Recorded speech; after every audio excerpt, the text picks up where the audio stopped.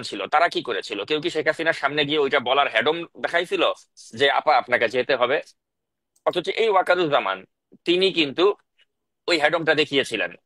এবং এই কারণে তাকে কিন্তু ওই 4 তারিখে কিন্তু আত্মগোপনে থাকতে হয়েছিল, কারণ তার জীবন নাশের একটা আশঙ্কা ছিল ওই সময়, যে তাকে মেরে ফেলা হতে পারে। তিনি পালিয়েছিলেন। তারপরে 5 তারিখে কিন্তু ছাত্র জনতা তারা কিন্তু বিজয় অর্জন করেছে। তো এক্ষেত্রে এই যে জেনারেল ওয়াকারের যে অবদানটাকে, এটাকে যদি এখন আপনি তুচ্ছ তাচ্ছিল্য করেন, আর আপনি যদি তাকে বলেন যে ও শেখ হাসিনার আত্মীয়, শেখ হাসিনাকে সে ফিরিয়ে আনার প্রচেষ্টা করছে, এগুলো বলে যদি তাকে সেনাবাহিনী একটা ইনস্টিটিউশনকে কলঙ্কিত করতে চান, আমার বুঝতে হবে যে আপনার ধান্দা অত্যন্ত খারাপ। আপনার ধান্দা হচ্ছে আপনি ভারতের এজেন্ডা বাস্তবায়ন করতে চান। আপনার ধান্দা হচ্ছে আপনি চান যে দেশে যাতে। গতকাল সেনাপ্রধান বক্তব্য দিয়েছে, তার বক্তব্য দেওয়ার পর রাজনৈতিক অঙ্গনে তুলপাড় সৃষ্টি হয়ে গেছে। সেনাপ্রধান এখনো পর্যন্ত আওয়ামী লীগের হয়ে আছে এবং হাসিনাকে ফিরিয়ে আনার জন্য সেনাপ্রধান কাজ করছে। এই যে সেনাপ্রধানের বক্তব্যের পর তার বিরুদ্ধে অভিযোগগুলো তোলা হচ্ছে, এই অভিযোগগুলো আসলে কতটুকু বাস্তবসম্মত, নাকি আসলে এর ভিতরে কোনো ষড়যন্ত্র রয়েছে? আর সেনাপ্রধানের যে বক্তব্যগুলো দিয়েছেন, এই বক্তব্যগুলো আসলেও কি তিনি দিতে পারেন কিনা, এই সেনাপ্রধানের বক্তব্য নিয়ে এবার নতুন একটা আলোচনা করেছেন সাংবাদিক এবং আলোচক নাজমুস সাকিব। তাদের আলোচনা আসলে বুঝতে পারবেন সেনাপ্রধান যে বক্তব্য দিয়েছেন, সেই বক্তব্যটা তারা মনে করেন ঠিকই দিয়েছেন, এবং সেনাপ্রধানকে যে আমরা মনে করি হাসিনাকে ফিরিয়ে আনবেন, এগুলো তার বিরুদ্ধে নাকি মিথ্যা প্রচার। আগে তাদের আলোচনা শুনবো। একটি স্ট্যাটাস দিয়েছেন, আমরা সেটা নিয়েও কথা বলতে চাই। সো আপনি কিভাবে শুরু করবেন? আমি কি সাকিব, সেনাপ্রধান এক্স্যাক্টলি কি বলেছে ওনার বক্তব্যটা শোনার পরেই আমার হ্যাঁ, আমরা আমরা একটু, আলোচনা করব। হ্যাঁ, বক্তব্যের সারমর্মটা একটু শুনে নেই, তারপর আমরা আলোচনায় আসছি। আচ্ছা,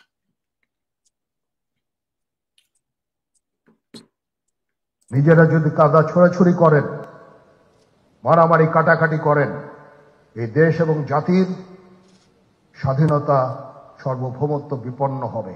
আমাদের প্রতি আক্রমণ করেন না, উপদেশ দেন, আমরা অবশ্যই ভালো উপদেশ গ্রহণ করব। ডোন্ট ওয়ান্ট টু হেড, ওইদিকে আমরা যেতে চাই না। আমি আপনাদের সতর্ক করে দিচ্ছি, পরে বলবেন যে আমি সতর্ক করিনি। আমি আপনাদের সতর্ক করে দিচ্ছি, আপনারা যদি নিজেদের মধ্যে ভেদাভেদ ভুলে একসাথে কাজ না করতে পারেন, নিজেরা যদি কাদা ছোড়াছুড়ি করেন, মারামারি কাটাকাটি করেন, এই দেশ এবং জাতির স্বাধীনতা সার্বভৌমত্ব বিপন্ন হবে। আমি আজকে বলে দিলাম, নাইলে আপনারা বলবেন যে আমি আপনাদের সতর্ক করিনি। আমি সতর্ক করে দিচ্ছি আপনাদের। এই দেশ আমাদের সবার, আমরা সবাই সুখে শান্তিতে থাকতে চাই।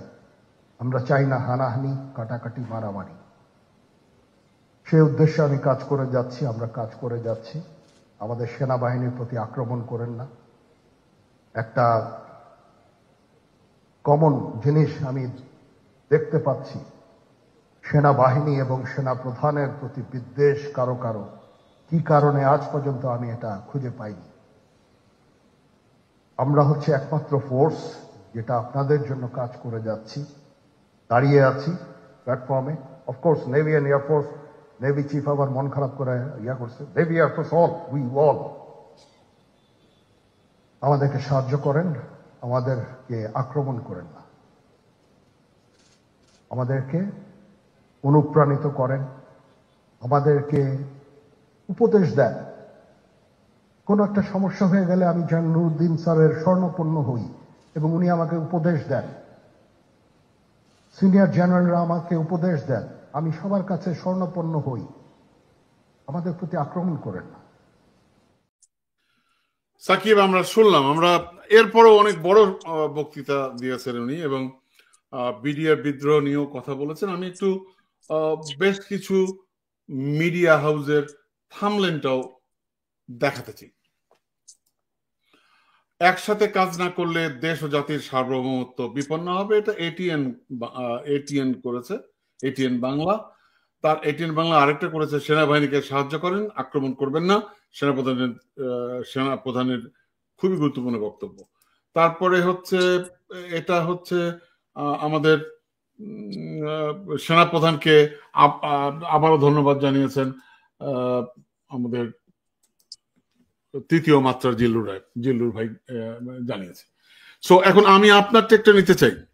সো সাকিব, তার বক্তব্যের বেশ কয়েকটি সেগমেন্ট আছে এবং বেশ কয়েকটি বিষয় উনি শুরু করেছেন, আমি খোলামেলা ভাবে আজকে বলতে চাই, আপনারা কেউ কিছু মনে করবেন না, হয়তো অনেকে আমার কথায় অসন্তুষ্ট হবেন। সো এই এই যে বিগিনিংটাও আমার কাছে আমার মনে হয় যে খুবই পজিটিভ। আপনি আপনার টেকটা নিতে চাই। জি, ধন্যবাদ টিটো ভাই। আসলে এখন এই বক্তব্যটাকে আপনি কিভাবে ইন্টারপ্রেট করবেন এবং আপনি কতটা পজিটিভ ভাবে দেখবেন বা নেগেটিভ ভাবে দেখবেন, এটা সম্পূর্ণ কিন্তু আপনার নিজস্ব দৃষ্টিভঙ্গির উপরে নির্ভর করবে। আপনি এটাকে পজিটিভ ভাবেও দেখতে পারেন, আবার যারা দেশে চান যে একটা নৈরাজ্যকর পরিস্থিতি হোক এবং এই পরিস্থিতির মধ্যে দিয়ে তাদের যদি একটা ভিন্ন এজেন্ডা বাস্তবায়নের পরিকল্পনা থাকে, তারা কিন্তু এটাকে আবার অন্যভাবে ব্যাখ্যা করবে, এবং তাই কিন্তু আমরা দেখতে পাচ্ছি। এখন এখানে সমস্যাটা যেটা হচ্ছে যে, ধরুন আপনার সামাজিক যোগাযোগ মাধ্যমে অনেক ইনফ্লুয়েন্স আছে, আপনার কথায় অনেক মানুষকে আপনি মোটিভেট করতে পারেন, লক্ষ লক্ষ লোক হয়তো আপনার ভিডিও দেখে। তো সেক্ষেত্রে কিন্তু আপনার দায়বদ্ধতাটা বা আমার দায়বদ্ধতার জায়গাটা কিন্তু অনেক বেশি, কারণ আমি জানি যে এখানে যদি আমি একটা ভুল বার্তা সেনাপ্রধান সম্পর্কে বা সেনাবাহিনী সম্পর্কে যদি আমি দর্শকদেরকে দেই, তাদেরকে আমি উত্তেজিত করি, এটা কিন্তু সামগ্রিকভাবে দেশ ও জাতির কিন্তু একটা বাজে পরিস্থিতির দিকে ঠেলে দেবে। তো এখন মূল বিষয়টা হচ্ছে যে, এখন কে কোন পারপোজটা সার্ভ করছে, এটা হচ্ছে বড় বিষয়। তো এখন যিনি সেনাপ্রধানের বিরুদ্ধে কথা বলছেন বা সেনাপ্রধানের বিরুদ্ধে দেশ ও জাতিকে উস্কে দিচ্ছেন, তার কিন্তু একটা নিজস্ব রাজনৈতিক দর্শন আছে, নিজস্ব একটা এজেন্ডা আছে। সেই এজেন্ডাটাকে কেন্দ্র করে তিনি কাজ করছেন। কিন্তু দুর্ভাগ্যজনক বিষয় হচ্ছে তিনি ওটা বুঝতে পারছেন না যে এর ফলে যে আমার দেশ বা আমার জাতি, বা যেটা সেনাপ্রধান বললেন যে আমাদের স্বাধীনতা বা সার্বভৌমত্ব কিন্তু বিপন্ন হতে পারে।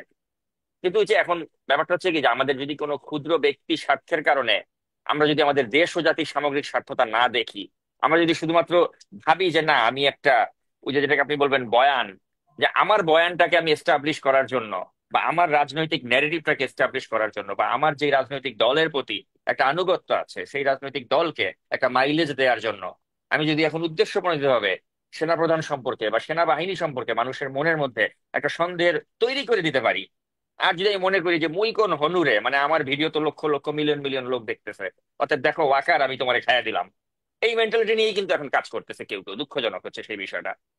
এখন আমি মনে করি যে জনগণের এক্ষেত্রে কিন্তু বুঝতে হবে যে আমাদের এই জাতির এই ক্রান্তি লগ্নে আমি যদি এখন বলে দিই যে টিটো তুই খারাপ, সাকিব তুই খারাপ, তুই ওয়াকারের দালাল, তুই মুকের দালাল, তুই তুমুকের দালাল, তুই বিএনপির দালাল, এই যে একটা বিভাজন যদি আমরা করে ফেলি, বা উমুক ভাই উমুক কথা কইছে, তাইলে কি ভাই আপনি বলতে চান ওই ভাই ভুল বলছে আপনি রাইট বলছেন?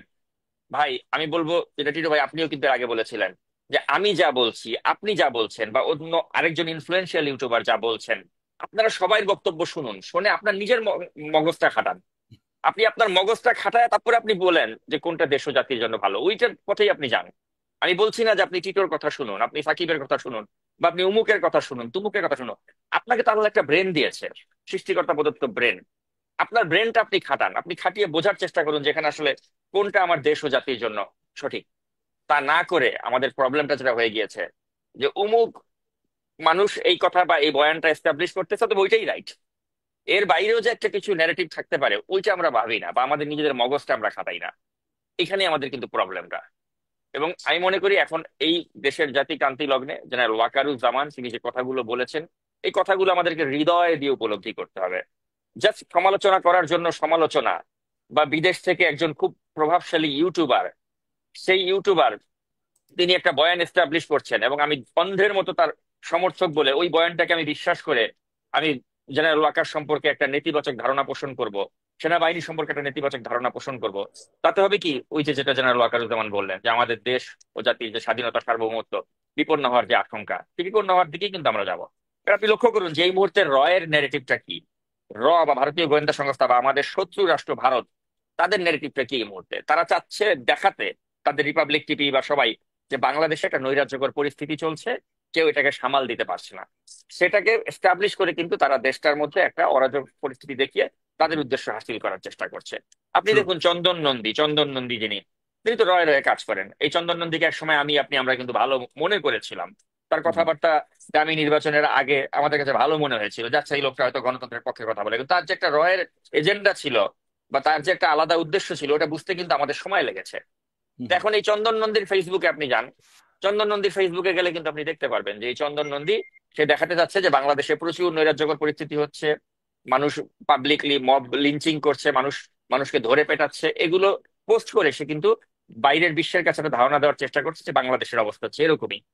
তো এগুলো করেই কিন্তু তারা কিন্তু তাদের একটা যে আলাদা উদ্দেশ্য এটা বাস্তবায়নের চেষ্টা করছে। তো এদিকে আমাদের কেয়ারফুল থাকতে হবে যে এই দেশের সবকিছু খারাপ, এই ডক্টর ইউনূস সরকার কিছু করতে পারতেছে না, এই ওয়াকারুজ্জামান খারাপ, উমুক খারাপ, তুমুক খারাপ, সবকিছু একটা অস্থির অবস্থা, এই ধারণাটা দিয়ে লাভটা কার আলটিমেটলি? লাভটা কিন্তু ভারতের। লাভটা কিন্তু আলটিমেটলি কার? লাভটা হচ্ছে গিয়ে আপনার ওই রয়ের। এখন ওই ফাঁদে যেন আমাদের জনগণ পা না দেয়। কারণ এই যে নেতিবাচক কথাগুলো যারা বলছেন বা সেনাবাহিনীর সম্পর্কে, সেনা প্রধানের সম্পর্কে মানুষের মনে একটা বিদ্বেষ যারা এই মুহূর্তে এস্টাবলিশ করার চেষ্টা করছেন, তাদের উদ্দেশ্য আর যাই হোক, তাদের উদ্দেশ্য কিন্তু মহৎ নয়। এখন আপনি জেনারেল জেনারেল ওয়াকারের যদি আপনি ক্রিটিসিজম করতে চান, আপনি কিন্তু ক্রিটিসিজম করতে পারবেন, মানে যেগুলোর কোনো মানে ন্যূনতম কোনো ভিত্তি নাই। আপনি দেখেন তাকে কি বলা হচ্ছে যে তিনি শেখ হাসিনার আত্মীয়। তা আমি একটা কথা স্পষ্ট বলতে চাই, আচ্ছা উনি শেখ হাসিনার আত্মীয়, তো জেনারেল আজিজ তো শেখ হাসিনার আত্মীয় ছিল না, শফিউদ্দিন তো শেখ হাসিনার আত্মীয় ছিল না। ওই দুই মেরুদণ্ডবিহীন সেনাপ্রধান তারা কি করেছিল?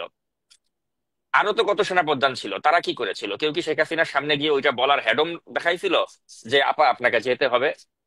অথচ এই ওয়াকারুজ্জামান তিনি কিন্তু ওই হ্যাডমটা দেখিয়েছিলেন, এবং এই কারণে তাকে কিন্তু ওই 4 তারিখে কিন্তু আত্মগোপনে থাকতে হয়েছিল, কারণ তার জীবন নাশের একটা আশঙ্কা ছিল ওই সময়, যে তাকে মেরে ফেলা হতে পারে। তিনি পালিয়েছিলেন। তারপরে 5 তারিখে কিন্তু ছাত্র জনতা তারা কিন্তু বিজয় অর্জন করেছে। তো এক্ষেত্রে এই যে জেনারেল ওয়াকারের যে অবদানটাকে, এটাকে যদি এখন আপনি তুচ্ছ তাচ্ছিল্য করেন, আর আপনি যদি তাকে বলেন যে ও শেখ হাসিনার আত্মীয়, শেখ হাসিনাকে সে ফিরিয়ে আনার প্রচেষ্টা করছে, এগুলো বলে যদি তাকে সেনাবাহিনী একটা ইনস্টিটিউশনকে কলঙ্কিত করতে চান, আমার বুঝতে হবে যে আপনার ধান্দা অত্যন্ত খারাপ। আপনার ধান্দা হচ্ছে আপনি ভারতের এজেন্ডা বাস্তবায়ন করতে চান। আপনার ধান্দা হচ্ছে আপনি চান যে দেশে যাতে নির্বাচনটা পিছিয়ে যায়। আপনি চাচ্ছেন যে নির্বাচনটা পিছিয়ে গিয়ে অন্য কেউ যাতে, অন্য একটা শক্তি তারা যেন একটা মাইলেজ পায়। তা আমি দেশবাসীকে অনুরোধ করব যে আপনি আমাকে, টিটো ভাইকে কাউকে অন্ধের মতো বিশ্বাস করবেন না প্লিজ। আপনারা নিজের আল্লাহ প্রদত্ত যে ব্রেনটা আছে, ব্রেনটাকে খাটান। এই যে আমাদের দেশটাকে নিয়ে যে একটা ষড়যন্ত্র হচ্ছে, সেনাবাহিনীর মতো একটা ইনস্টিটিউশন যেটা এই মুহূর্তে ফাংশনাল আছে, বাকি সব তো ধ্বংস। পুলিশ বলেন, র্যাব বলেন, প্রত্যেকটা বাহিনীর তো অবস্থা শেখ হাসিনা বিপর্যস্ত করে দিয়ে গেছে। সেখানে একটা বাহিনী, সেনাবাহিনী যেটা এখন কার্যকর আছে, সেইটার প্রতি মানুষের মধ্যে একটা সন্দেহের দানা তৈরি করে দিয়ে যেই ব্যক্তি বিশেষ একটা গোষ্ঠী বিশেষের স্বার্থ হাসিলের চেষ্টা করছে, এদের সম্পর্কে প্লিজ সচেতন থাকুন। আপনারা যদি মনে করেন যে এরা জীবনে কোনোদিন ভুল ভ্রান্তি করে নাই, এরা সারা জীবন সঠিক পথে থেকেছে, তাহলে ভাই আপনাদের মানে ব্রেন বলতে কিছু আছে বলে আমি মনে করি না। কারণ কি, ওই ব্যক্তি তো এর আগেও তো আপনাদের কাছে মাপ চাইছিল। সে তো আপনাদের কাছে এর আগেও মাপ চাইছিল যে ভাই আমি শাহবাগে ফাঁসি ফাঁসি চাই, আমি ভুল করছিলাম। এখন আজকে সেনাপ্রধান সম্পর্কে আপনাদেরকে মনের মধ্যে এরকম একটা একটা ধারণা জাগ্রত করে দিয়ে, তারপরে আবার দেখবেন যে 2 দিন পর আবার হয়তো বলবে যে ভাই আমি তো আহ ভুল করছিলাম, সেনাপ্রধান সম্পর্কে এগুলি বলা আমার ঠিক হয় নাই। কিন্তু তাতে কি হবে? দেশ ও জাতির তো যেটা মানে ক্ষতি হওয়া, সেটা তো হয়ে যাবে। তো এই জন্য আমি বলতে চাই যে ভাই কাউকে অন্ধের মতো বিশ্বাস করেন না, আর কাউকে ভাববেন না যে একটা লোক একটা বয়ান দিবে ওই বয়ানটাই সবসময় রাইট। তার বয়ান তো অতীতে ভুল হয়েছিল, তিনি তো শাহবাগীদের পক্ষে দাঁড়িয়েছিলেন অতীতে। তো তার ওই অবস্থানটা তো ইতিহাসের ওই ক্রান্তি লগ্নে তার তো অবস্থানটা ভুল ছিল। He was at the wrong side of the history at that time, Shahbag আন্দোলনের সময়। এখন যদি আপনি মনে করেন যে জেনারেল ওয়াকারের বিরুদ্ধে তিনি যে কথাবার্তাগুলো বলছেন, তিনি এখন রাইট সাইড অফ দ্য হিস্ট্রিতে আছেন, এটা ভাবার কোনো কারণ নেই। হয়তো 2 দিন পরে দেখবেন তিনি আবার ওই শাহবাগের মতো এসে বলবেন যে ভাই আমার ওই সময় জেনারেল ওয়াকারের বিরুদ্ধে দাঁড়ানোটা আমার ভুল হয়েছে। এই জন্য আমি বলবো কাউকে একেবারে একটা অলি আল্লাহর পর্যায়ে প্লিজ নিয়ে যান না, বা ভাববেন না যে উনি যা বলতেছে ওইটাই রাইট। আপনার নিজের বুদ্ধি খাটান। আমি যা বলি আমাকেও কোনো, আমার কথাকেও আপনার 100% বিশ্বাস করার দরকার নেই। আপনার আল্লাহ প্রদত্ত ব্রেনটা খাটান, খাটে যেটা দেশ ও জাতির জন্য ভালো হতে পারে ওইটাই চিন্তা করেন। আর জেনারেল ওয়াকারকে নিয়ে আজকে যারা এই ধরনের সন্দেহ তৈরি করছেন, বা সেনাবাহিনীকে যে নিয়ে যারা এই ধরনের বিভ্রান্তি সৃষ্টির চেষ্টা করছেন, তাদের উদ্দেশ্য আর যাই হোক, আমার ক্ষুদ্র জ্ঞানে আমি যেটা মনে করি এটা ভালো না। তারা তাদের একটা ভিন্ন পলিটিক্যাল এজেন্ডা বাস্তবায়নের জন্য চেষ্টা করছে। তা আমি দেশবাসীকে অনুরোধ করব প্লিজ আপনারা এই বিষয়টি নিয়ে সতর্ক থাকুন, সজাগ থাকুন। আর আমি তো শুরু থেকে জেনারেল ওয়াকারকে ওই 5ই আগস্টের পর থেকেই কিন্তু আপনি দেখেছেন আমি জেনারেল ওয়াকারের সমালোচনা কিন্তু একবার করেছিলাম, সেটা কবে? 3 আগস্টে। আমি তাকে একটা আহ্বান জানিয়েছিলাম যে আপনি ছাত্র জনতার পাশে থাকুন, ইতিহাস আপনাকে স্মরণ করবে, এবং তিনি পাশে দাঁড়িয়েছিলেন। এবং এরপর থেকে কিন্তু আপনি দেখবেন আমি জেনারেল ওয়াকারের কিন্তু আর কোনো সমালোচনা কখনো করিনি, আর এখনো আমি করছি না। কারণটা কি? কারণ আমি তাকে সমালোচনা করার মতো আমি কোনো কিছু পাই নাই। তো আমি যদি জেনারেল ওয়াকারুজ্জামানের সমালোচনা করার মতো কিছু পেতাম, আমি সমালোচনা করতাম। আমি জানি যে দেশ ও জাতির এই ক্রান্তি লগ্নে তিনি যেভাবে এখন এই পুরো অনেকে বাহিনীটিকে, অনেকে যেটা শুনতেছি আর কি, অনেকে অনেক ধরনের ওই এক জায়গায় এসে বলতেছে যে এই 400-500 কে বলে অপরাধী যারা ছিল তাদেরকে আশ্রয় দিয়েছেন এবং এদেরকে ছেড়ে দিয়েছেন, এই কথাগুলো উনি বলছেন। উনার আমার কাছে মনে হয় যে উনার একমাত্র একটি ভুল ছিল, সেটি হচ্ছে উনি এই নামটি এইভাবে উনি প্রকাশ করেছিলেন। আমি মনে করি উনি খুব সরল ভাবেই এটা উনি বলেছিলেন। হ্যাঁ, সো আমার মনে হয় ওই জায়গাতেই অনেকে বেশি আমি দেখলাম একটু আগে আমাদের কি বলে প্রধান উপদেষ্টার প্রেস সচিব, তাকেও ওই একই জায়গায় বলা হলো এবং উনি বললেন যে না, এটা আমরা অনেক পরীক্ষা করে দেখেছি, এটা আসলে মানে অনেকটা গুজবের উপরও নির্ভর করে করেছে। ঠিক আছে, আমি ওই জায়গাটা বলিনি। আপনি যেটা বলছেন সেটি হচ্ছে নৈরাজ্য সৃষ্টি করতে যারা চায়, যারা হঠকারী। আচ্ছা সাকিব, আপনার কাছে আমার একটা প্রশ্ন। আমরা যে প্ল্যাটফর্ম, আমাদের যে প্ল্যাটফর্ম, আমাদের এই প্ল্যাটফর্মে আমরা যদি মনে করতাম যে নৈরাজ্য সৃষ্টি করব, আমরা যদি বলতাম যে না আমরা মানে এই কি বলবো পপুলিস্ট হয়ে যাব, পপুলিস্ট শব্দটা আমি বলতেছি, মানে এই শব্দটা এই জন্য বলছি যে এই শব্দটি সম্পর্কে অনেকেই হয়তো জানে না। সেটা হচ্ছে কি পপুলিস্ট। আপনারা যা ভালো মনে করেন আমরা মানে সেটাই মানে বলা। এতে হবে, এতে লাভ টাকার হবে, এতে লাভ হবে আমাদের প্ল্যাটফর্মের, এতে লাভ হবে লক্ষ লক্ষ সাবস্ক্রাইবার হবে আমাদের, আমরা আমরা অনেক পয়সা পাবো এবং আমাদের প্রচুর মানুষ আমাদেরকে ফলো করবে। সো আমরা ওই নৈরাজ্যকারী হঠকারী কোনো মানে বয়ান আমরা এস্টাবলিশ করতে চাই না, করি নাই। এবং আমরা একটা জিনিস বারবার বলেছি আপনি এবং আমি, যে আমাদের প্ল্যাটফর্মের কাজ হবে দায়িত্বশীলতা, অর্থাৎ আমরা রেসপন্সিবল প্রোগ্রাম করতে চাই, এমন কিছু করতে চাই না যেটা করলে দেশের ক্ষতি হবে। এখন প্রশ্ন আমার কাছে, প্রশ্ন যে আপনার কাছে প্রশ্ন, যে এই ওয়াকার সাহেব কিন্তু পরিষ্কার করে বললেন যে আজকে আপনারা যে মারামারি করছেন, আপনারা যে হুড়োহুড়ি করছেন, আপনারা যে অস্থিতিশীল পরিস্থিতি তৈরি করছেন, এখন প্রশ্ন হচ্ছে যে এই কথাটা ওয়াকার সাহেবের বলার দরকারটা কি? উনি যদি ওনার মস্তিষ্কের মধ্যে যে উনি বারবার বলতেছেন আমি আমার কোনো অন্য কোনো খায়েশ নাই, মানে আমি ক্ষমতা দখল করার খায়েশ আমার নাই। এখন আমরা যদি নিজেরা মারামারি করে, হুড়ুহুড়ি করে, আগুন দিয়ে লুটপাট করে আমরা যদি নিজেরা এরকম একটা পরিস্থিতি তৈরি করি, তখন ওয়াকার সাহেবের দায়িত্ব নেওয়া ছাড়া আর কি রাস্তা থাকবে? তাহলে দায়টা কার সাকিব? দায়টা কার? দায়টা কি আমাদের নিজেদের নাকি ওয়াকার সাহেবের? এটা একটু আপনি যদি বলেন। সেটাই তো, মানে আমরা যদি ওইরকম পরিস্থিতির দিকে দেশকে নিয়ে না যাই তাহলে তো, আর ওনার যদি ক্ষমতার প্রতি কোনো মানে মোহ থাকতো তাহলে তো উনি 5 তারিখেই ক্ষমতা নিতে পারতেন। যে সময় রাস্তায় সবাই বলছিল যে এই মুহূর্তে দরকার সেনাবাহিনীর সরকার, পুরো ক্ষেত্রটা তো প্রস্তুত ছিল তার জন্য, তিনি তো নেননি। তো যেই লোক তখন নেয়নি সেই লোক এখন নিবে, আর উনি নিয়ে নেওয়ার কোনো ওনার ইচ্ছাও নাই। উনি বারেবার সাক্ষাৎকারে, প্রথম আলোর সাথে কয়েকদিন আগে সাক্ষাৎকারে উনি এই কথাটাই বললেন, আমার সাথেও সাক্ষাৎকারে উনি এই কথাটাই বলেছেন যে তার তো আসলে কোনো ইচ্ছা নেই, তিনি ব্যারাকে ফিরে যাবেন। এটা আমার সাথেও সাক্ষাৎকারে তিনি বলেছিলেন। অর্থাৎ তার কথাবার্তায় তো কখনোই তিনি এটা মানে বলেন নাই যে আমি ক্ষমতা আঁকড়ে ধরার কোনো ন্যূনতম ইচ্ছা আমার আছে।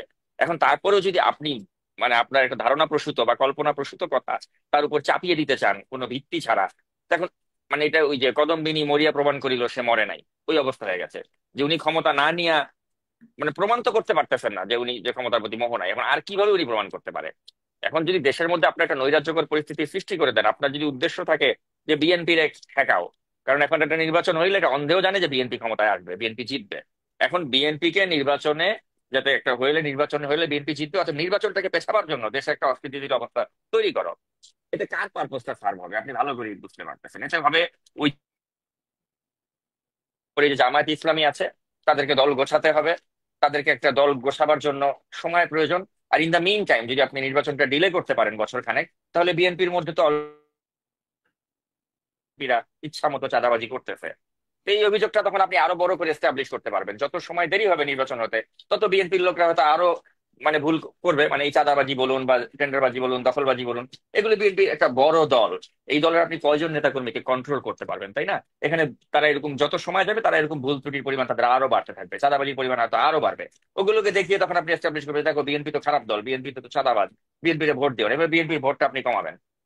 এইটাই হচ্ছে মূল উদ্দেশ্য, যে নির্বাচনটা ডিলে করো যাতে বিএনপির প্রতি জনগণের একটা মানে ক্রোধ এটা আরো বাড়তে থাকে। তাতে আলটিমেটলি আমি জামায়াত আমি ইসলামের আমি অ্যাডভান্টেজ হবে। আমি বিএনপির আলটিমেটলি পক্ষে আসবো, সাকিব, আমি বিএনপির পক্ষে আসবো। আমি আরেকটা বিষয়ে যেতে চাই, খুব গুরুত্বপূর্ণ। উনি আরেকটা খুব পরিষ্কার করে আরেকটি কথা বলেছেন, বিডিআর বিদ্রোহ। মূলত এই আয়োজনটা ছিল বিডিআর বিদ্রোহ, এই সংক্রান্ত কথাই সবচেয়ে বেশি হয়েছে।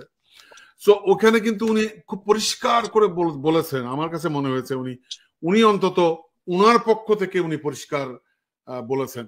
উনি বলেছেন যে যে যে প্রক্রিয়া, অর্থাৎ উনি কিন্তু মানে এই বিচার নিয়ে যে কথাটা বলেছেন, হয়তো মানে যে জিনিসটি উনি সামনে এনেছেন যে এর সাথে কোনো রাজনৈতিক কোনো, অর্থাৎ উনি বলছেন বিডিআর কে মেরেছে, বিডিআরই সেনাবাহিনীর সদস্যদেরকে মেরেছে। এখন প্রশ্ন হচ্ছে, উনি কিন্তু এটা কিন্তু সত্য, কিন্তু এখন ওই বিডিআরদেরকে কারা উস্কিয়েছে, ওদের সাথে কারা যুক্ত ছিল, কারা ওর ইন্ধন দিয়েছে, কারা বিহাইন্ড দ্য সিন কলকাঠি নেড়েছে, কোন রাজনৈতিক শক্তি এর মধ্যে ছিল, উনি কিন্তু এগুলো পরিষ্কার উনি বলেছেন। এর জন্য একটি কমিশন গঠিত হয়েছে, তারা এটি আমাদের সামনে আনবে, আমরা তখন আমরা এই বিষয়গুলো নিয়ে ব্যবস্থা নেব। তো এখন প্রশ্ন হচ্ছে যে এই ব্যাপারে আপনি যদি একটু এলাবোরেট করেন। এখন এটা তো আপনি জানেন যে আমাদের সকলের কিন্তু একটা, আমাদের লোকমুখে একটা কথা প্রচলিত আছে যে বিডিআর হত্যাকাণ্ডের সাথে ভারতের একটা ইনভলভমেন্ট ছিল, এবং এরকমও কথা শোনা গিয়েছে যে এখানে ভারতীয় সেনাবাহিনী প্রবেশ করেছিল বা ভারতের তারা অপারেশন করে চলে গিয়েছে। এখানে হিন্দি ভাষায় অনেককে কথা বলতে দেখা গিয়েছিল।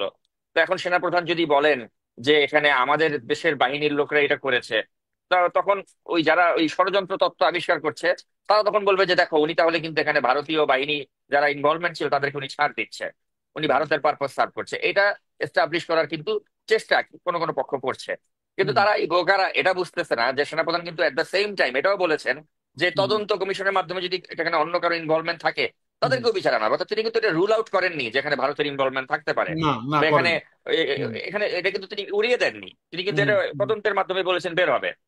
এখন কথা হচ্ছে আমাদের যে শোনা কথা, আমরা শুনে এসেছি যেখানে হিন্দি ভাষায় কথা বলেছে, আমরা শুনে এসেছি যেখানে ভারতীয় বাহিনীর ইনভলভমেন্ট থাকতে পারে, কিন্তু এগুলো তো আপনি এখনো ফ্যাক্ট দিয়ে এখনো প্রমাণ করতে পারেননি। তিনি তো বলেছেন যদি প্রমাণ হয় অবশ্যই ওটার একটা ব্যবস্থা তিনি নেবেন। এখন আমাদের তো এটা অপেক্ষা করতে হবে, আমাদেরকে ধৈর্যের সাথে দেখতে হবে যে আসলেই এখানে কার ইনভলভমেন্ট ছিল এবং তিনি সেটা সঠিক মানে সঠিক বিচারের ব্যবস্থা করছেন কিনা।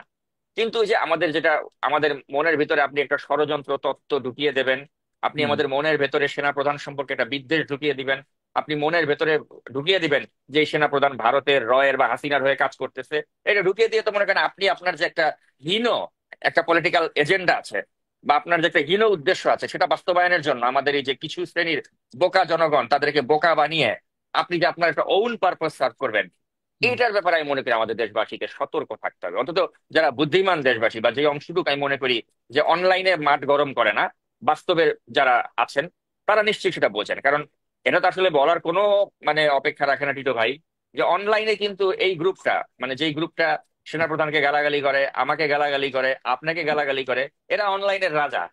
আপনি যদি আজকে অনলাইনে ভোটিং করেন আপনি দেখবেন যে বিএনপি 5% ভোটও পাবে না, এরা 95% ভোট পেয়ে গেছে, এরা অনলাইনের রাজা।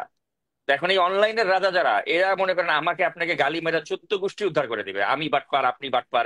ওই একমাত্র মনে করেন যেই ব্যক্তি তাদের সুরে কথা বলতেছে যে আসিফ নজরুল খারাপ, সেনা প্রধান খারাপ, মোস্তফা সরোয়ার ফারুকী খারাপ, তুই বাটপার টিটো, তারপর সাকিব তুই বাটপার, এই ন্যারেটিভ বললে মনে করেন পাবলিক খাবে। আর তারা যাদেরকে মনে করেন ওই পীর বা আউলিয়া বানায় রাখছে, ওই পীর বা আউলিয়ার কোনো ভুল নাই। তো এখন এই ন্যারেটিভটা যারা বিশ্বাস করে, আপনিও বিশ্বাস করেন টিটো ভাই, এরা অনলাইনের রাজা। আপনি অনলাইনে দেখবেন 95%ই এরা, আপনি আমার কোনো অস্তিত্বই নাই অনলাইনে। কিন্তু আমার কথা হচ্ছে বাংলাদেশের জনগণ তো আর সবাই প্রেজেন্স তো অনলাইনে নাই, সব তো আর অনলাইনের বট যোদ্ধা না, অনলাইনের ওই বট যোদ্ধা না এরা। এখন এদের যদি হিম্মত থাকে, এরা যারা এই অনলাইনে এত গরম করতেছে এরা আসুক না, একটা সঠিক ভোটের মাধ্যমে কখনো আসুক না, চ্যালেঞ্জ দিলাম তো, বাংলাদেশের সঠিক একটা সুষ্ঠু ভোট হইলে অনলাইনে যারা ফাল পারতেছে 5% ভোটও পাবে না। এটা হচ্ছে বাস্তবতা। এখন এই সত্যটা শুনতে খুব তিতা লাগে।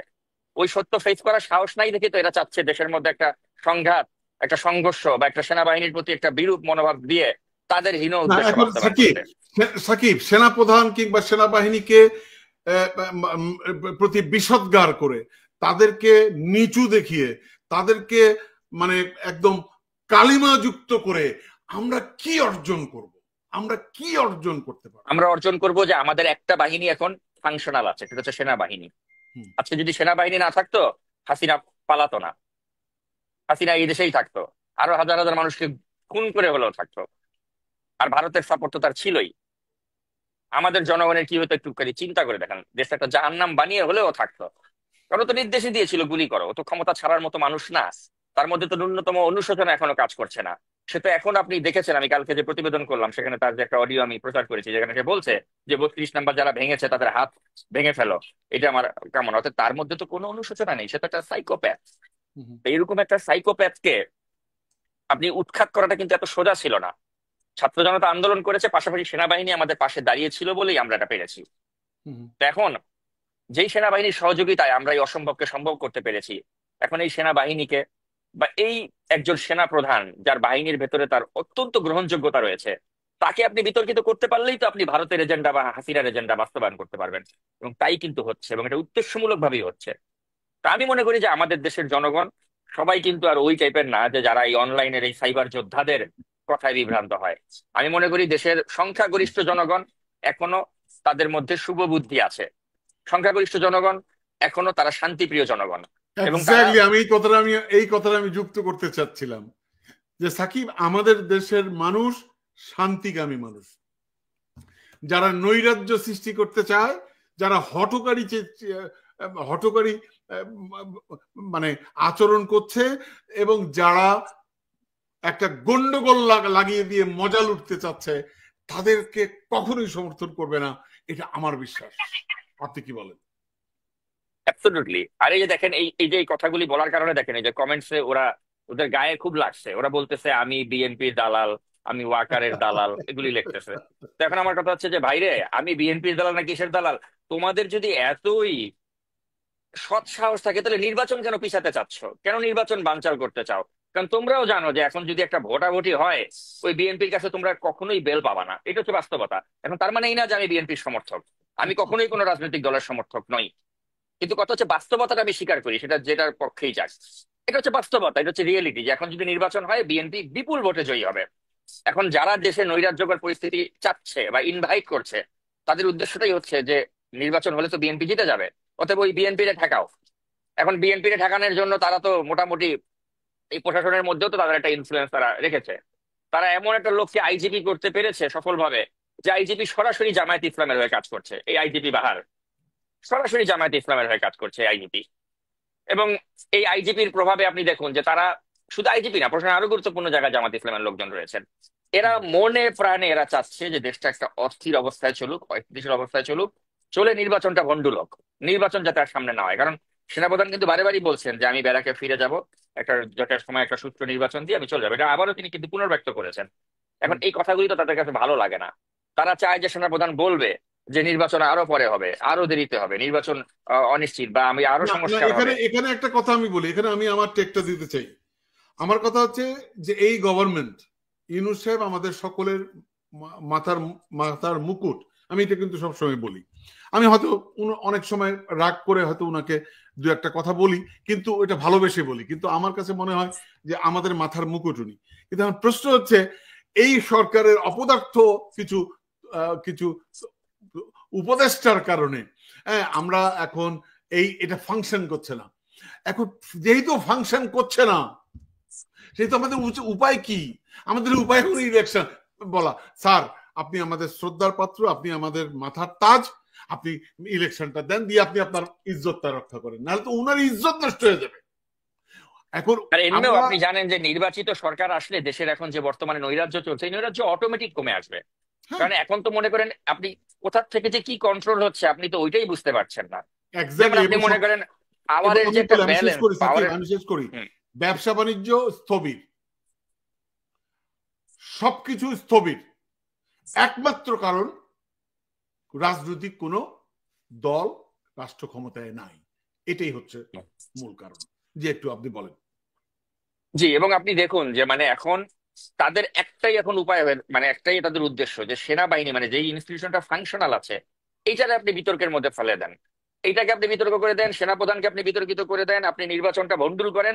এইটার Sure, মাধ্যমে মনে করেন তাদের ওই যে sure. তাদের যে একটা আকাঙ্ক্ষা যে বিএনপি রে ঠেকাও। এখন এই বিএনপি রে ঠেকাইতে গিয়ে তারা যে দেশ ও জাতিকে একটা অনিশ্চয়তার দিকে ফেলে দিচ্ছে, এটা কিন্তু তারা আর মানে চিন্তাও করছে না যে আলটিমেটলি কি হবে, যে জনগণ সাফার করবে, দেশবাসী সাফার করবে, ওইটা তারা কেয়ার করতেছে না। তাদের ওই যে মানে হীন পলিটিক্যাল যে এজেন্ডা, ওইটা বাস্তবায়ন করার জন্য তারা এখন চাচ্ছে যে সেনাপ্রধানকে গালাগালি করো, সেনাবাহিনীকে গালাগালি করো, এবং করে তোমরা নির্বাচনটাকে ঠেকাও।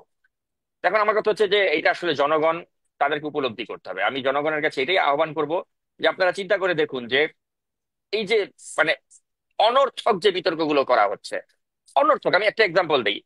বলা হচ্ছে কি যে জেনারেল ওয়াকারুজ্জামান তিনি নাকি আমাদের মাননীয় প্রধান উপদেষ্টা প্রফেসর ডক্টর ইউনূসকে তিনি ডক্টর ইউনূস কেন বললেন, তাকে কেন তিনি প্রধান উপদেষ্টা বা মাননীয় প্রধান উপদেষ্টা বললেন না, তিনি তাকে অসম্মান করেছেন, তিনি কেন এভাবে বলেছেন। আর আমার কথা হচ্ছে ওই যে ব্যাপারটা একটা এরকম, মায়ের চেয়ে মাসির দরদ বেশি। যেমন আপনি জনাব টিটো রহমান, আপনাই আমার নাগরিক টিভির সিইও, আমি আপনাকে সম্মান করে বলতে পারি যে নাগরিক টিভির সম্মানিত সিইও জনাব টিটো রহমান। এখন আমি যদি আপনার সাথে এত গভীর সম্পর্ক আমার হয়ে গেছে এতদিনে, আমি তো এখন সব সাথে বলে দিই টিটো ভাই। আমার তো এটা বলা লাগে না যে নাগরিক টিভির সিইও টিটো রহমান, এত এত সম্মান আমাদের দেওয়ার প্রয়োজন পড়ে, আমি টিটো ভাই বলতে পারি, কারণ দরকার নেই। আন্তরিকতাটা ওই পর্যায়ে চলে গেছে। এখন জেনারেল ওয়াকারের সাথে ব্যক্তি ইউনূসের সম্পর্কের গভীরতা কতটুকু, এ সম্পর্কে যারা এইসব গুজব ছাড়ছে তাদের কোনো আইডিয়াই নাই। আইডিয়া আমি নেই। দায়িত্ব নিয়ে বলছি, তাদের মাঝে একটা পিতা পুত্রের মতো সম্পর্ক। আমি নাজমুল সাকিব কোনো চাপাবাজি করি না, যারা আমার কথা বিশ্বাস করেন না তারা একটু ভেরিফাই করে দেখেন, কারণ তারা তো আসলে ওই ভিতরের খবর রাখার মতো ওই ক্যাপাসিটি তাদের নাই। তারা বৈশা বৈশা মনে করেন যত বাজারে গুজব ছাড়বে ওগুলি পাবলিক বেশি খায়, বেশি ভিউ হয়, ওগুলি দিয়ে পয়সা কামানো যায় ইউটিউবে। যে আমি বলে দিলাম যে জেনারেল ওয়াকারের সাথে ডক্টর ইউনূসের সম্পর্ক খারাপ, এটা একটা হেডলাইন করেন, থাম্বনেল করেন, এটা লক্ষ লক্ষ মিলিয়ন মিলিয়ন মানুষ দেখবে, আমার ভিউ বাড়বে, আমার মানে পয়সা ইনকাম হবে। এটা হচ্ছে এখন মানে গেম। আপনি লিখবেন ডক্টর আসিফ নজরুল মুকের সাথে পরকিয়া করছে, দেখবেন ওটা মিলিয়ন মিলিয়ন ভিউ। এখন এই সস্তা কাজগুলি তো অনলাইনে হইতেছে, আনফরচুনেট, ভেরি আনফরচুনেট। অথচ এরা জানেও না যে ডক্টর ইউনূসের সাথে ডক্টর আমাদের জেনারেল ওয়াকারুজ্জামানের কতটা আন্তরিকতাপূর্ণ সম্পর্ক, একটা মানে পিতা পুত্রের মতো সম্পর্ক তাদের মাঝে। অথচ বলা হচ্ছে যে তিনি নাকি ডক্টর ইউনূসকে অসম্মান করেছেন। তো আসলে আমি কি বলবো, এদেরকে ধিক্কার জানানো ছাড়া আমার কোনো মানে আর কিছু বলার নেই, কারণ এরা কোনো বাস্তবতা জানে না, বাস্তবতা জানলেও সেটা বোঝার চেষ্টা করে না, এবং জাস্ট সমালোচনা করার জন্য সমালোচনা করছে। কারণ তাকে উচিত তার পলিটিক্যাল ন্যারেটিভ বা পলিটিক্যাল বয়ানটা তো এস্টাবলিশ করতে হবে, weather it is right or wrong, weather এটা আমার দেশ ও জাতিকে বিপন্ন করে ফেলবে, বিপর্যস্ত করে ফেলবে, ওইটা বোঝার মতো হিতাহিত জ্ঞান তো তাদের নাই। কারণ তার কথা হচ্ছে আমার পলিটিক্যাল ন্যারেটিভটা আমাকে এস্টাবলিশ করতে হবে, এতে তুমি দেশ ও জাতি জাহান নামে গেলে যাও, আমি আমার ওই ওয়াকারকে সমালোচনা করে আমার করতে হবে, আমার ওয়াকারের সাথে ইউনূসের একটা দ্বন্দ্ব থাকুক বা না থাকুক আমাকে বলতে হবে দ্বন্দ্ব আছে। এই যে কাজগুলো যারা করতেছে এটা তারা কনসিয়াসলি করতেছে মানে আমাকে দেশ ও জাতিকে সস্তা মিসগাইড করার জনপ্রিয়তা জন্য। নিতে হবে, সোজা কথা। হ্যাঁ, সস্তা জনপ্রিয়তা প্লাস আমি কারো এজেন্ডা বাস্তবায়ন করছি। কিন্তু আমি নাজমুল সাকিব ওই বুকে হাত দিয়ে ওইটা বলার মতো হ্যাডম আমার আছে যে আমি বা টিটো রহমান আমরা কারো ওই কারো দালালি করতে এখানে আসি নাই। যদি জেনারেল ওয়াকারুজ্জামানকে কখনো দেখি যে জেনারেল ওয়াকারুজ্জামান এমন কিছু করেছেন যেটা আমার দেশ ও জাতির স্বাধীনতা সার্বভৌমত্বকে বিপন্ন করছে, I will be the first person to criticise him. Tito Rahman will be the first person যে ওয়াকারুজ্জামানের সমালোচনা করবে। 100%, কিন্তু 100%। এখনো পর্যন্ত আমরা জেনারেল ওয়াকারের এমন কিছু পাই নাই বা এমন কিছু দেখি নাই যাতে আমি তার সমালোচনা করার মতো কিছু পেয়েছি। Sure. এখন এটা বলার কারণে আমি জানি আমার ভিউ বেশি হবে না, আমাকে আপনি সাবস্ক্রাইব করবেন না, আমারে আপনি প্রশংসায় ভাসাবেন না, কারণ এগুলো তো চটুল কথা না। জনগণ তো চটুল কথা মানে ওই যে অনলাইনের যেই যারা রয়েছেন তারা তো চটুল কথা, একটা আকর্ষণীয় কিছু শুনতে পছন্দ করেন। কিন্তু ভাই আমি আসলে ওই আকর্ষণীয় কথা বলে আমার ভিউ বাড়াবো, সাবস্ক্রাইব বাড়াবো, ওই কাজ নাজমুল সাকিব করে না, ওই কাজ টিটো রহমান করে না। আমরা নাগরিক টিভি নামটাই তো দিয়েছি নাগরিক টিভি, নাগরিক টিভি নাগরিকের পক্ষে থাকতে চাই, গণতন্ত্রের পক্ষে থাকতে চাই, সত্যের পক্ষে থাকতে চাই, সত্যটা আপনাদের কাছে তুলে ধরতে চাই। এখন এই সত্যটা আপনি হজম করতে পারবেন কি পারবেন না এটা আপ টু ইউ, বাট আমরা সত্য কথা বলে যাব। আর এই সত্য কথা বলে গিয়ে জীবনে তো কম তো আর অপমান অপদস্থ হই নাই। আমারে বানায় দিছে আমার বাংলাদেশে নাকি আমার দ্বিতীয় স্ত্রী আছে, আমারে বানায় দিছে চাঁদাবাজ, উমুক তুমুক, ওয়াকারের চামচা, আসিফ নজরুলের চামচা, আরো কত কি। ভাই তোরা বানা আমারে, আমার ক্যারেক্টার অ্যাসাসিন করে তো লাভ নাই, আমি তো কোনোদিন বলি নাই আমি সাধু, আমি ফেরেস্তা, বাট ওই যে মনের মধ্যে ওই শান্তিটা আছে, যে আমি তো কখনো শাহবাগে গিয়ে ফাঁসি ফাঁসি ফাঁসি চাই বলি নাই। আমি তো নাজমুস সাকিব কখনো এমন কোন ক্রাইম করি নাই যেটা রেকর্ড আপনি দেখাইতে পারবেন যে নাজমুস সাকিব উমুকরে ঠকায়া টাকা পয়সা নিয়ে আমেরিকাতে খুব আরাম আয়েশের লাইফ লিড করতেছে। আমি কিভাবে জীবন ধারণ করি, টিটু রহমান কিভাবে জীবন ধারণ করে, এটা সবাই জানে। তারপরেও যারা আমাদেরকে চরিত্র হনন করে সান্ত্বনা পেতে চান, মনে আনন্দ পেতে চান, আপনারা পান। ভাই আমার ক্যারেক্টার দিয়ে তো আপনার কোনো যায় আসে না। আপনি দেখবেন যে আমি যে কথাগুলি বলছি, টিটো ভাই যে কথাগুলো বলছে, ওটা আসলে ম্যাটার করে কিনা, বা ওইটা দেশ ও জাতির উপকারে আসে কিনা। আমি কতটুকু মানে ফেরেশতা, টিটো রহমান কতটুকু ফেরেশতা, এইটা তো আসলে মূল বিষয় না। মূল বিষয় হচ্ছে টিটো রহমানের মুখ থেকে যে কথাটা বের হলো, বা নাজমুস সাকিবের মুখ থেকে যে কথাটা বের হলো, ওই কথাটা দেশ ও জাতির জন্য কতটুকু গুরুত্বপূর্ণ, সেটাই এক্স্যাক্টলি, কিন্তু ম্যাটার করে। এক্স্যাক্টলি, সত্য কথা। এবং আমরা শেষ পর্যায়ে চলে এসেছি সাকিব। আমি পরবর্তী যে কথাটি আমি বলেছি আজকে, আমাদেরকে দায়িত্বশীল হতে হবে। আমরা দায়িত্বশীল প্ল্যাটফর্মের রোল প্লে করছি, এবং আমি চাই বাংলাদেশের অন্যান্য সবাই দায়িত্বশীল রোল প্লে করবে। এখানে একটা জিনিস আমার কাছে মনে হয় সাকিব, আমি শেষ করার আগে, এই প্রসঙ্গটা শেষ করার আগে বলতে চাই যে ওয়াকার সাহেবের এই বক্তব্য এর মধ্য দিয়ে আমাদের দেশের রাজনৈতিক দলগুলোর প্রতি একটি একটি একটি একটি মেসেজ উনি দেওয়ার চেষ্টা করেছেন, এবং আমি মনে করি এই মেসেজটা খুবই গুরুত্বপূর্ণ। রাজনৈতিক দলের মূলত বড় রাজনৈতিক দল যদি আমি বলি, বিএনপি, জামায়াতে ইসলাম এবং অন্যান্যরা, তাদের প্রতি একটি পরিষ্কার বার্তা উনি দেওয়ার চেষ্টা করেছেন। সেটি হচ্ছে মানে আপনারা দায়িত্বশীল হন, আপনারা রাজনৈতিকভাবে দায়িত্বশীল হন, দেশ আমাদের। এবং এই কথাটার মধ্য দিয়ে আমি বলতে পারি ওয়াকার সাহেব একজন দেশপ্রেমিক মানুষ হিসেবে তার যে দায়িত্ব, টিটো ভাই আমি আরেকটা বিষয় একটু এটি রেসপন্স উনি করবো। প্রকাশ করেছেন। এই যে মাশরুজ নামে একজন দর্শক কমেন্ট করেছেন যে ওয়াকার ভারতীয় চর। আমি এটা একটু জবাব দিতে চাই। আচ্ছা, ওয়াকারুজ্জামান যদি ভারতীয় চর হয়ে থাকেন, তাহলে বাংলাদেশে যেই মানুষটি সবচেয়ে বেশি ভারত বিদ্বেষী এবং ভারতের থেকে শুরু করে সবাই যাকে সবচেয়ে বেশি অপছন্দ করে, ওই লোকটার নাম কি? লোকটার নাম হচ্ছে মাহমুদুর রহমান, আমার দেশ পত্রিকার সম্পাদক। এই মাহমুদুর রহমান বাংলাদেশে এখন আছেন, তার আমার দেশ পত্রিকা সুন্দরভাবে চালাচ্ছেন তিনি, এবং তিনি সম্প্রতি তিনি 21শে পদকে ভূষিত হয়েছেন। ওই সময় কে সেনাপ্রধান হিসেবে আছেন? মিস্টার ওয়াকারুজ্জামান আছেন। আজকে যদি আমি সেনাপ্রধান হই, আপনি just এভাবে চিন্তা করেন তর্কের খাতিরে, আর আমার যদি ভারতের প্রতি, আমি ভারতের চর হতাম, বা আমি যদি ভারতকে আমি যদি ফেভার করতাম, তাহলে আমি কি করতাম? যে ভারত সবচেয়ে বেশি যে মানুষটাকে ঘৃণা করে, মাহমুদুর রহমান, তারে আটকাও, তারে বাধাগ্রস্ত করো, তাকে যেন 21শে পদক দেওয়া না হয়, ওই চেষ্টাটাই তো করতাম। আপনার কমন সেন্সে কি বলে? অথচ জেনারেল ওয়াকারের সময় আপনি মাহমুদুর রহমানের মতো একজন সবচেয়ে তীব্র ভারত বিদ্বেষী মানুষ, তিনি 21শে পদক পেলেন। ওয়াকার সাহেবের কি ওই ক্ষমতাটা নাই ওইটা আটকায় দেওয়ার? চাইলে তো পারতেন অন্তত 21শে পদকটা আটকায় দিতে, তাই না? তো এইসব যারা বলে যে ওয়াকার ভারতীয় চর, এদেরকে বলবো যে ভাই রে, তোমার শিক্ষা, জ্ঞান, পরিধি, চিন্তা বোধ একটু বিকশিত করো। অন্যের চিন্তায় নিজের চিন্তা করো না। মানে একটা কথা মাথায় আসলো, তোমার ওই পীর বা আউলিয়া বইলা দিল যে ওয়াকার ভারতীয় চর, আর তুমি ওটা বিশ্বাস করে ফেললা। তুমি তোমার নিজের মাথাটা একটু খাটাও না, যে আচ্ছা ওয়াকার যদি ভারতীয় চরই হয়, তাহলে আমার দেশের মাহমুদুর রহমান কি করে সে 21শে পদকটা পাইলো? ওয়াকারের তো অন্তত ওই ক্ষমতাটা আছে একটা ফোন করে বলে দেওয়া যে এই মাহমুদুর রহমান যেন 21শে পদক না পায়। কারো কি ক্ষমতা আছে এটা ঠেকানোর? যদি এই মুহূর্তে দেশের যে বর্তমান বাস্তবতা, টু বি অনেস্ট, যদি উনি চায় যে আমি 21শে পদকটা ওনাকে দিতে দিব না, ঠেকাই দিব, এটা কি কেউ পারতো করতে? পারতো না। এটা শুনতে কষ্ট লাগতে পারে, বাট ইটস দ্য ফ্যাক্ট। যদি ওয়াকারুজ্জামান চাইতো যে মাহমুদুর রহমান যেন 21শে পদকটা না পায়, এটা কি কেউ ঠেকাইতে পারতো? কারো ক্ষমতা আছে এই মুহূর্তে? পারতো না। কিন্তু জেনারেল ওয়াকারুজ্জামান কিছু করে নাই। কিন্তু ওই যে তারপরে কথা হইলো যে ভাই আমি তো ওয়াকারকে ভালোবাসি না, অতএব আমি ওয়াকারকে গালি মারবো, তারে ভারতীয় চর বলবো, তারে নিয়ে আমি যত ষড়যন্ত্র তত্ত্ব আছে সব দিব। কারণ ওই যে একটা কথাতে, যারে দেখতে নারী তার চলন বাঁকা। এখন এটাই হলো বিষয়, তাদেরকে এখন জেনারেল ওয়াকারকে তো সমালোচনা করতে হবে। আপনি আপনার থিঙ্কিং লেভেলটা যদি অন্য কারো দ্বারা প্রভাবিত হয়, তাহলে আপনি তো উনি যা চিন্তা করে সেটাই বলবে হবে। এখন কথা হচ্ছে যে অধিকাংশ মানুষ আমরা অত বেশি চিন্তা করতে চাই না। ঠিক আছে, সাকিব ভাই বলেছে, আচ্ছা এটাই সত্য, কিন্তু আমরা বারবার একটা জিনিস বলার চেষ্টা করছি যে সাকিব ভাই বললে উনি ফেরেশতা না, উনি যা বলবে ওটার সাথে বাস্তবতাকে আপনার ব্রেনে, মগজে আল্লাহ দিছে। আল্লাহ আশরাফুল মাখলুকাত করেছেন, অ্যাবসলিউটলি। আশরাফুল মাখলুকাত মানে আপনি আল্লাহর সর্বশ্রেষ্ঠ জীব পৃথিবীর। তো আপনি আপনার মস্তিষ্ককে, আল্লাহর দেওয়া মস্তিষ্ককে একটু সচল করেন, দ্যাটস ইট, আর কিছু না। Absolutely right. এই বিষয় নিয়ে আর কথা বলতে চাই না। আমি পরবর্তী প্রসঙ্গে যেতে চাই। পরবর্তী প্রসঙ্গ হচ্ছে, আমাদের আমি আর 5-7 মিনিট সময় আছে, এর মধ্যে শেষ জি করতে 5 হবে। মিনিটের মধ্যে আমরা শেষ করব। দায়িত্বশীলতা, আমাদের সেই রেসপন্সিবল যে করার কথা বলেছি। এখানে একটা জিনিস আমি দেখলাম, রাজনৈতিক দল হিসেবে আমি বিএনপির অন্যান্য নেতাদের কথা আমি এই মুহূর্তে আনতে চাচ্ছি না।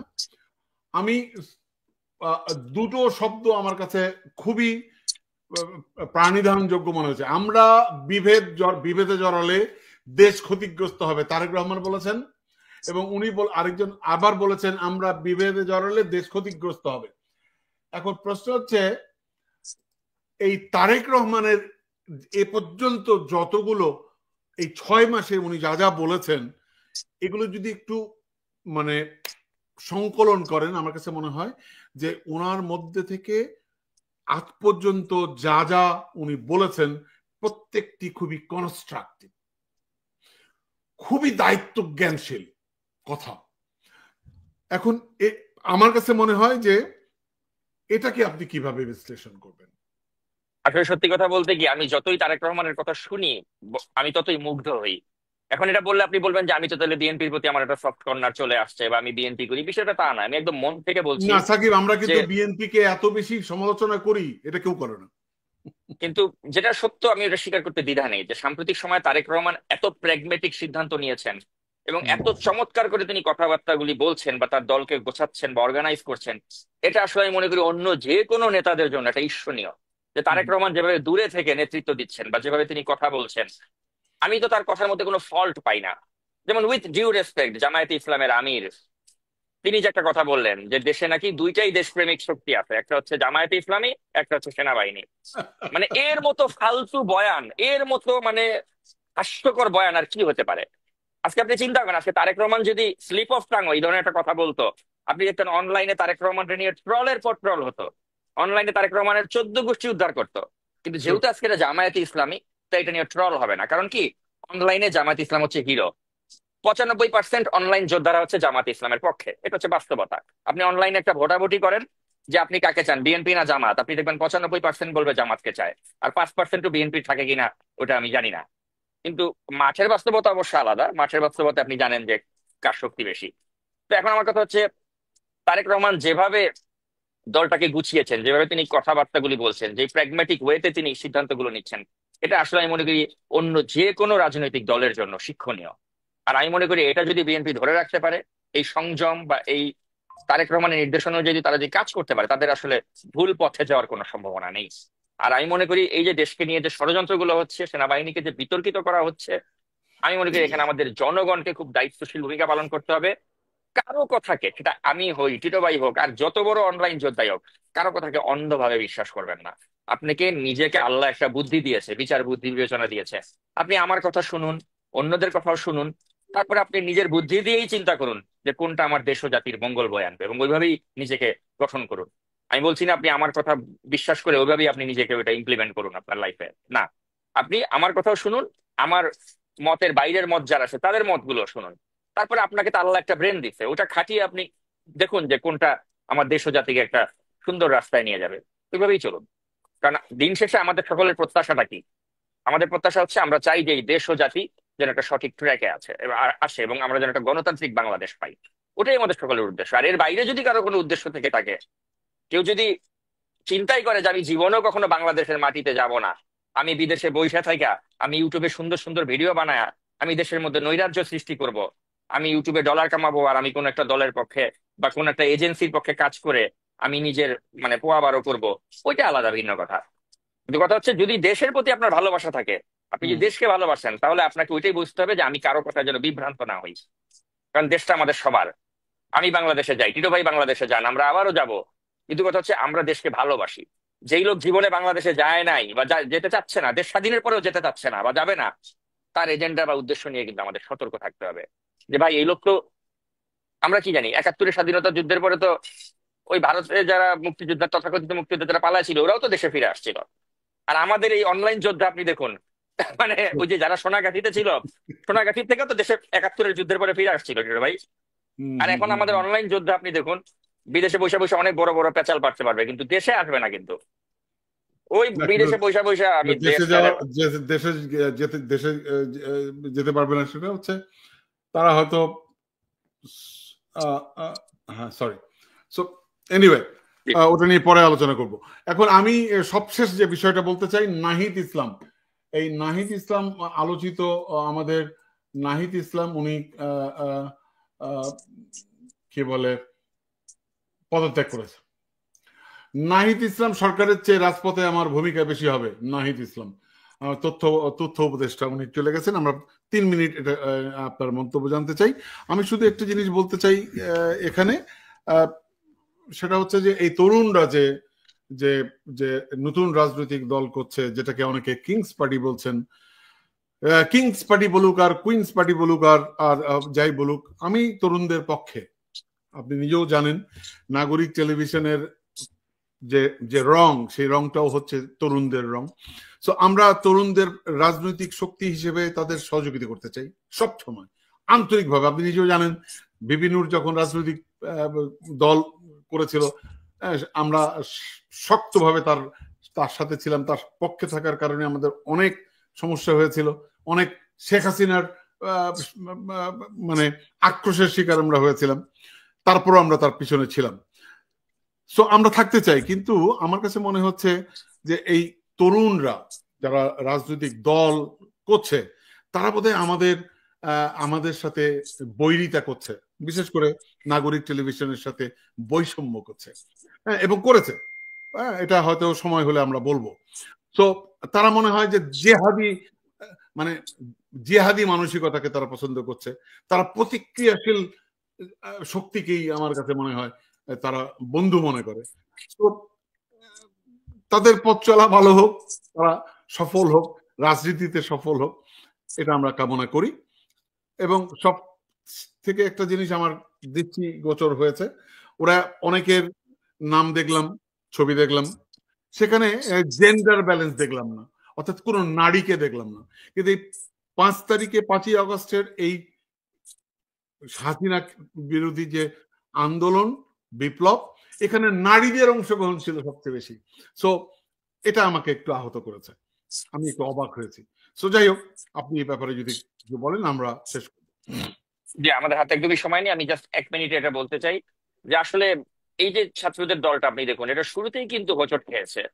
যেমন এখন আপনি দেখুন মাহফুজ আলম, মাহফুজ আলমের সাথে ইতিমধ্যে নাহিদ ইসলামের একটা দ্বন্দ্ব, এটা আমরা জানি, শুরু হয়ে গিয়েছে। এবং এদের মধ্যে যে এই যে পদ পদবি নিয়ে যে কামড়া কামড়ি, কার কতটুকু পাওয়ার থাকবে বা কার থাকবে না, এটা নিয়ে যে এখনই যে তাদের মধ্যে একটা দর কষাকষি, মানে এ থেকেই বোঝা যাচ্ছে যে শুরুতেই কিন্তু তারা হোঁচট খেয়েছে এবং সামনে হয়তো আরো খাবে। তো হুম এখন এতে যেটা হবে যে আলটিমেটলি আলটিমেটলি আপনার মানে তারা নিজেরাই নিজেদেরকে হাস্যকর করবে। তো এখন আমি মানে এই রাজনীতি করা এটা সবার গণতান্ত্রিক অধিকার, ছাত্ররাও রাজনীতিতে আসতে পারে, সেটাকে আমরা এনকারেজ করি, সেটাকে আমরা কখনোই নিরুৎসাহিত করি না। কিন্তু আমার কথা হচ্ছে যে আসলে তাদের আরো যারা মানে ম্যাচিউরড পলিটিশিয়ান রয়েছেন, সবার সাথে আলাপ আলোচনা করে পরামর্শ নিয়েই তাদের করা উচিত। তারা যদি মনে করে থাকে যে আমরা ওই জুলাই অভ্যুত্থানটাকে ক্যাশ ইন করে, ওইটাকে ক্যাশ করে আমরা এই মুহূর্তে একটা কিছু একটা বেনিফিটেড হব বা করবো রাজনৈতিক দলের মাধ্যমে, ওই কিংস পার্টি যেটা আপনি বললেন, এটা আলটিমেটলি আসলে মানে ভালো কিছু তাদের জন্য বয়ে আনবে না। আমি মনে করি যে আলটিমেটলি আপনাকে সময়ের পরিক্রমায় আপনাকে নিজেকে প্রমাণ করেই কিন্তু রাজনীতিতে নিজের অবস্থান গড়ে নিতে হবে। আমি কেন ভিপি নূরকে এত ভালোবাসি, আমি ওপেনলি বলতেও তো আমার দ্বিধা নেই। কারণটা কি? কারণ ভিপি নূর একটা পরীক্ষিত সৈনিক। ওই ডাকসুর ভিপি হওয়া থেকে শুরু করে আওয়ামী লীগের মার খেতে খেতে সে নেতা হয়ে গেছে, এটা আমি বলি না, এটা একদম ওই আওয়ামী লীগ পন্থী সাংবাদিক যে ছিল চ্যানেল আয়ের সময় ইসলাম, সেই কিন্তু বলেছিল যে ভিপি নূর আপনি তো মার খেতে খেতে নেতা হয়ে গেছেন। হুম হুম আপনি চিন্তা করে দেখুন যে ফ্যাসিস্ট হাসিনার সময় জেলে আটকানো অবস্থায় যিনি মানে নির্যাতনের শিকার হয়েছেন বিপিনুর, তখনও কিন্তু সে বলেছে যে হাসিনা 90% পড়ে গেছে, আর 10% আপনার ধাক্কা মারেন পড়ে যাবে। তো এভাবেই একটা রাজনৈতিক নেতা তৈরি হয়, যে আপনি রিমান্ডে মাইর ধৈর্য যা কিছু হয়েছে আমি সব সহ্য করেও আমি অবিচল থেকে বলতে পেরেছি যে হাসিনা 90% পড়ে গেছে, আপনারা 10% ধাক্কা দেন, পড়ে যাবে। তো এটা হচ্ছে যে একটা সময়ের পরিক্রমায় কিন্তু আজকের বিপিনুর এসেছেন, একদিনে তৈরি হয় নাই। তো আমি মনে করি এই নাহিদ ইসলামদেরও কিন্তু ওই একদিনের, ওই 15 দিনের বা 20 দিনের আন্দোলনে আপনি নেতা হয়ে যাবেন মাহফুজ আলম, আপনি হয়ে যাবেন master mind, it's not that easy. এত সোজা না। পলিটিক্স অনেক ডিফিকাল্ট একটা গেম, এবং এই পলিটিক্স এর মতো একটা গেমে আপনাকে অ্যাডাপ্ট করতে গেলে আপনার অভিজ্ঞতা প্রয়োজন, ম্যাচিউরিটির প্রয়োজন। তো এটাই মনে করি তাদেরকে আরো অনেক সময়ের পরিক্রমায় নিজেদেরকে প্রমাণ করতে হবে। তবে আমাদের অবশ্যই তাদের প্রতি শুভকামনা থাকলো, আশা করি তারা ভালো কিছুই বয়ে আনবে। অনেক ধন্যবাদ আপনাকে সাকিব, ভালো থাকবেন, আবারও কথা হবে আপনার সাথে। জি, আসসালামু আলাইকুম। আপনাকেও ধন্যবাদ। ওয়ালাইকুম আসসালাম। দর্শক, এই ছিল আজকে আমাদের আয়োজন। আমরা কথা বললাম, নাজমুস সাকিবের কথা শুনলাম, এবং আমরা এই কথা অব্যাহত রাখবো। এবং সবশেষে দর্শক, আলোচনা শুনেছেন, শুনে বুঝতে পেরেছেন তারা সেনাপ্রধানের পক্ষে বক্তব্য দিয়েছেন, সেনাপ্রধান যা বলেছেন সঠিক বলেছেন, এবং তার বক্তব্যের মধ্যে যুক্তিক আছে। আসলে কি যুক্তিকতা আছে? তিনি যে একটা কথা বলেছেন বিডিআর হত্যাকাণ্ড তদন্ত, এটা তো কিন্তু থামিয়ে দিতে চেয়েছেন, তো এটা নিয়ে কিন্তু কেউ কথা বলছে না। আসলে অনেক হয়তো বলছে, যারা বলছে তাদেরকে আলোচনা আসছে না। তো নাজমুস সাকিবরা যেইভাবে যেই যুক্তিতে তারা সেনাপ্রধানকে সমর্থন করছে, সেটা হচ্ছে সেনাপ্রধান 5 আগস্টে যে একটা ভূমিকা নিয়েছে, সেই ভূমিকাটা অত্যন্ত গুরুত্বপূর্ণ ছিল সেখানে। কিন্তু সেই ভূমিকা নেওয়াই কি আসলে সবচেয়ে মুখ্য উদ্দেশ্য? কিন্তু এখন যে দেশের পরিস্থিতি, এই পরিস্থিতির মধ্যে কি সেনাপ্রধানের কোনো দায়বদ্ধতা নাই? তারা কি দেশের জন্য কাজ করবে না? তারা মেজরিটি পাওয়ার নিয়ে বসে আছে। তারা তো ইচ্ছা করলে এই 24 ঘন্টার মধ্যে দেশটাকে কন্ট্রোল করে দিতে পারে, কিন্তু তারা কেন করতেছে না? প্রিয় দর্শক, এই প্রশ্নগুলো কিন্তু সামনে চলে আসে।